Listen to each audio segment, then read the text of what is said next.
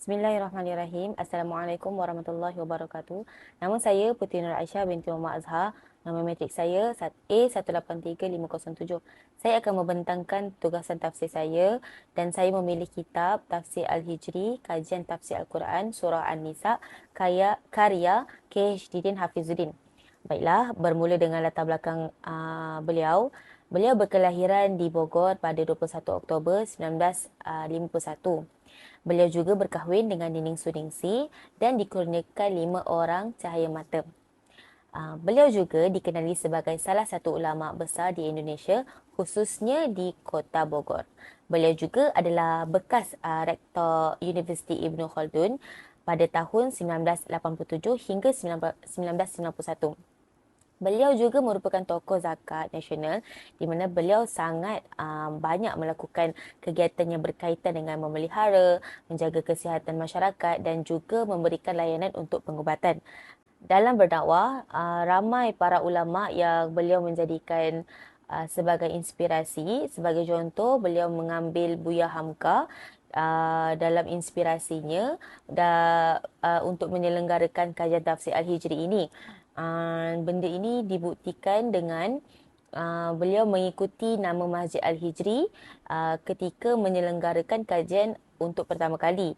Dan dahulu Buya Hamka juga menamakan kajian tafsirnya dengan nama Tafsir Al-Hazar kerana Buya Hamka menyelenggarakan kajian tafsir Al-Quran itu di Masjid Al-Azhar, Jakarta.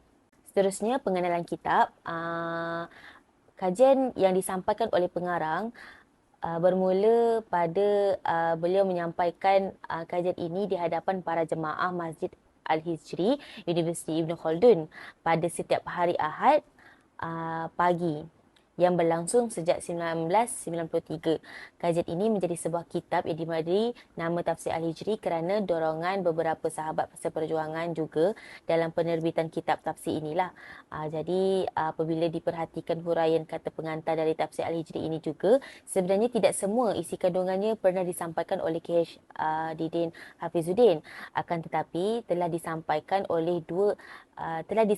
juga oleh dua rakan atau teman sejawatnya. Hal ini kerana pengarang mempunyai halangan untuk hadir dalam menyampaikan pengajian tersebut. Okay, kita beralih pula pada penyususan kitab pula. Untuk tafsir Al-Hijri, kajian tafsir Al-Quran Surah An-Nisa ini, tafsir ini menggunakan bahasa Indonesia sebagai bahasa pengantar dia lah. Jadi pengarang memfokuskan penafsiran atau pembahasan Surah An-Nisa yang terdiri sebanyak 176 ayat ini menjadikan satu penulisan yang sangat terperinci.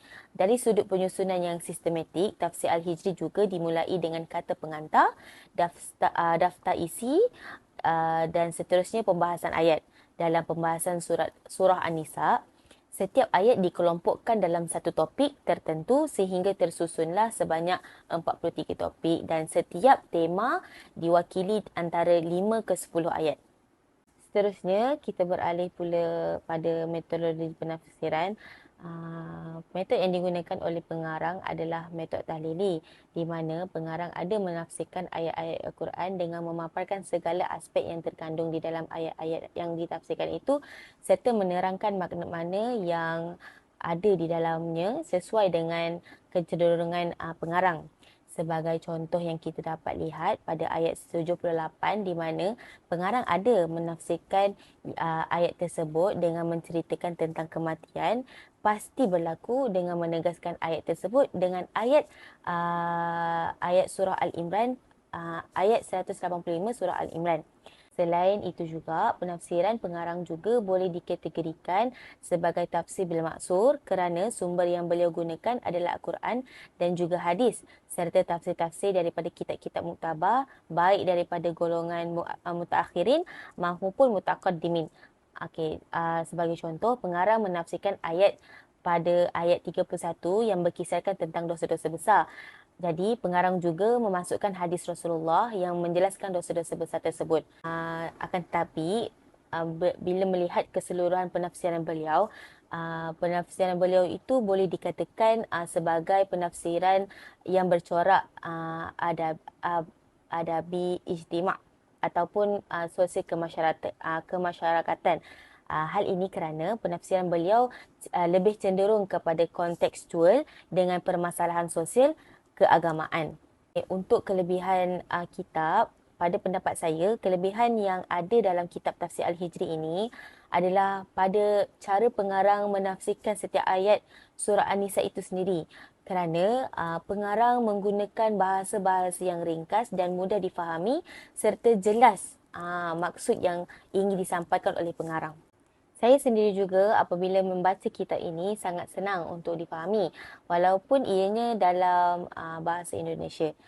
Dan untuk kelemahannya pula adalah seperti yang dimaklumkan bahawa penyampaian kajian penafsiran ini tidak semua daripada KH Didin Hafizuddin.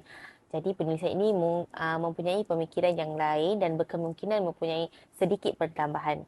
Oleh itu, kesimpulannya, kitab ini sangat menarik kerana bahasa yang digunakan dalam tafsir ini sangat sederhana, mudah difahami dan menjelaskan makna secara ringkas dan jelas. Dan saya berharap juga semoga lebih banyak karya-karya penafsiran menggunakan kosakata mudah untuk difahami. Sekian saja daripada saya. Terima kasih.